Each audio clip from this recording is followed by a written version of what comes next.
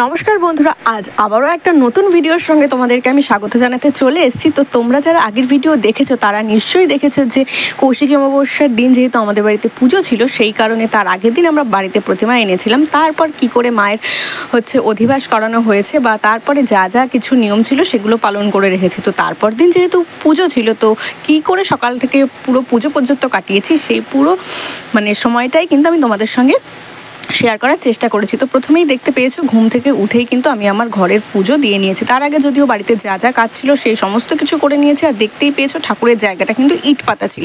তো সচরাচর তো আমাদের বেদি করা নেই, তো সেই কারণেই কিন্তু জায়গাটার মধ্যে আমি পেপার পেতে খুব সুন্দর করে রেখে দিয়েছি। আর দেখতেই পাচ্ছ আমি পুজোর জোগাড়গুলো খুব না করতে পারলেও 50% মতো করে রেখেছি। তারপর যদি ব্রাহ্মণ মশাই এসে দেখেন যে কিছু কমতি আছে, তারপর সেটা সে করিয়ে নেবেন। তো যাই হোক না কেন, বলতে বলতে এদিকে কিন্তু আমার মায়ের ভোগের রান্নাও প্রায় হচ্ছে। আর এদিকে কিন্তু লোকজনের যে একটা আয়োজন করা হয়েছে সেই রাঁধুনিরাও চলে এসছে।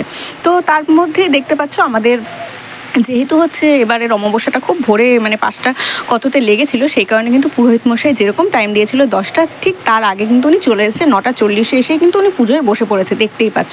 তারপর এবার কিন্তু আমাদের পুরোহিত চেঞ্জ করা হয়েছে, কারণ বিগত 2 বছর যাকে দিয়ে আমরা করাচ্ছিলাম তাকে দিয়ে এবার আর করানো হয়নি। এবার আমরা নতুন ব্রাহ্মণ বলেছি। তো যাই হোক, 2জন ব্রাহ্মণ এসছে। আর দেখতেই পাচ্ছ মা তারাকে যা যা মালা, বেলের মালা, জবার মালা 108টা যেটা হয়, তারপর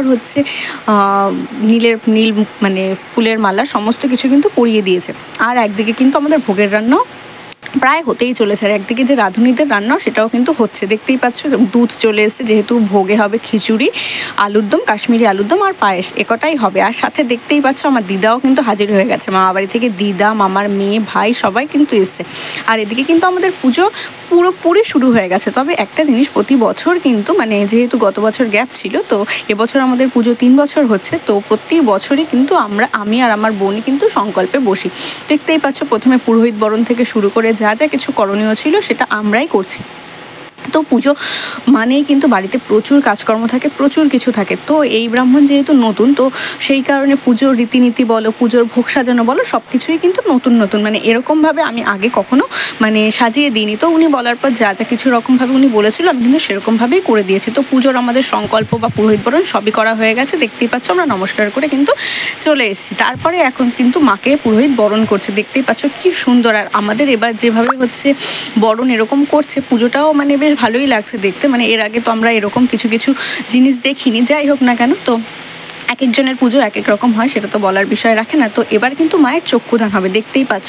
তো নতুন গামছা আনা হয়েছিল, পুরোহিত মশাই লিখে দিয়েছে, সেই গামছা দিয়েই কিন্তু আমাদের আমরা মায়ের যে মণ্ডপটা ছিল সেখানে কিন্তু আমরা ঢেকে দিয়েছিলাম, আমি আর আমার বোন। একদিকে কিন্তু আমি ধুনুচি পুরোপুরি রেডি করছি, আর একদিকে কিন্তু পুরোহিত পুজো করছে। তো বলতে বলতেই দেখতে পাচ্ছ এই যে মাকে স্নান করানো হচ্ছে দর্পণ দিয়ে। তো এই জিনিসটাও কিন্তু আমাদের আগের যে ব্রাহ্মণ ছিল সে কিন্তু কখনো করেনি, কারণ পুজোর সময় তো আমরা সবসময় পাশে বসে থাকি, দেখিনি। যাই হোক না কেন, মাকে স্নান করানো হচ্ছে। আর এত জিনিসপত্র দিয়ে করানো হয়েছে, যা যা জিনিস লাগে সেগুলো আমার নামেও মনে নেই। তো যাই হোক, তারপর পুরোহিত মশাই বললো যে এবার ধুনুচিটা একটু সারা বাড়িতে ছড়িয়ে দিতে। তো তারপর আমি ধুনুচি নিয়ে আমাদের সামনে পেছনে যতটা জায়গা ছিল আমি কিন্তু সব কিছু ঘুরিয়ে এনেছি। তার মধ্যেই দেখো, এর মধ্যে কিন্তু আমাদের লুচি খিচুড়ি আর আলুর দম হয়ে গেছে। আর বলতে বলতেও কিন্তু পুজোটা অনেকটা এগিয়ে গেছে। তা এখানে 108টা মোমবাতি ছিল, সেটা কিন্তু ধরিয়ে নিয়েছে। এখন প্রায় যজ্ঞ হবে এরকম একটা ভাগ, দেখতেই পাচ্ছ। যজ্ঞের বালি চালছে, আর এখানে যজ্ঞের মধ্যে কি সমস্ত নকশা করেছে। আর এই যে ছোটো ঠাকি, দেখতেই পাচ্ছ, ছোটো ঠাকি ঢাক বাজাতে ব্যস্ত। যে বড় ঠাকিকে আমরা বুক করেছিলাম সেটাকে এখন ফোন দেখতে ব্যস্ত। তো যাই হোক না কেন, পুজোর মধ্যে সবাই মিলিয়ে সবার সঙ্গে থাকতে বেশ ভালোই লাগে, আনন্দ হয়, মজা হয়, সবার সঙ্গে দেখা হয়, দারুণ একটা বিষয়।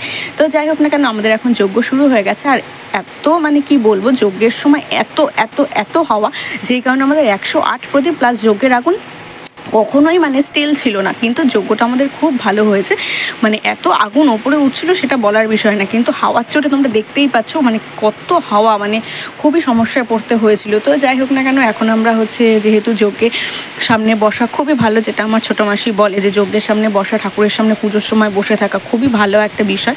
তো যাই হোক না কেন, সেরকমভাবেই কিন্তু আমরা বসেও ছিলাম। আর এদিকে কিন্তু যজ্ঞ এখন শেষের দিকে, দেখতেই পাচ্ছ। এখন আমাদের যেহেতু পুজো পুরোপুরি শেষের দিকে, এখন অঞ্জলি হচ্ছে। আমি, মা আর বোন আমরা 3জনাই কিন্তু অঞ্জলি নিয়েছি, দেখতে পাচ্ছ খুবই ভালো হয়েছে। আর এখন কিন্তু মায়ের আরতি শুরু হবে। প্রথমে দেখতেই পাচ্ছ পঞ্চপ্রদীপ দিয়ে আরতি হচ্ছে, যা যা দিয়ে আরতি হয় সব দিয়েই কিন্তু আরতি করা হবে। এবার আমি পঞ্চপ্রদীপটা নিয়ে সবাইকে দিতে গেছিলাম, আরতিটা শিখাটা দিয়ে। এবার হচ্ছে ধুনুচি দিয়ে হচ্ছে, দেখতে পাচ্ছ। তো তোমাদের ভিডিওটা কেমন লাগছে সেটা অবশ্যই কিন্তু আমাকে জানিও। ভালো লাগলে অবশ্যই একটা লাইক কমেন্ট করতে কিন্তু ভুলো না, কারণ এটা তো আর অন্য কোনো ভিডিও না, পুজোর একটা ভিডিও, অবশ্যই ভালো লাগবে সবারই। তো দেখতেই পাচ্ছ এখানে কিন্তু পুজো প্রায় শেষের দিকে, আর পুজোটা হয়েছেও অনেকক্ষণ ধরে। 9:40 এসে ব্রাহ্মণ বসেছে, পুরো মানে পুজো শেষ করে উনি উঠেছে 5:05, মানে খুব ভালোই লেগেছে। এখন পুজো পুরোপুরি শেষ, দেখতেই পাচ্ছ পুরোহিত মশাই রাজঘর থেকে সব কিছু মানে নাড়িয়ে দিচ্ছে, কারণ এখন তো আমরা যেহেতু আমাদের একটা মানসিক পুজো, আমরা এখন বিসর্জনের জন্য যাব। তো বাদবাকি ভিডিও দেখার জন্য রেডি থেকো বন্ধু।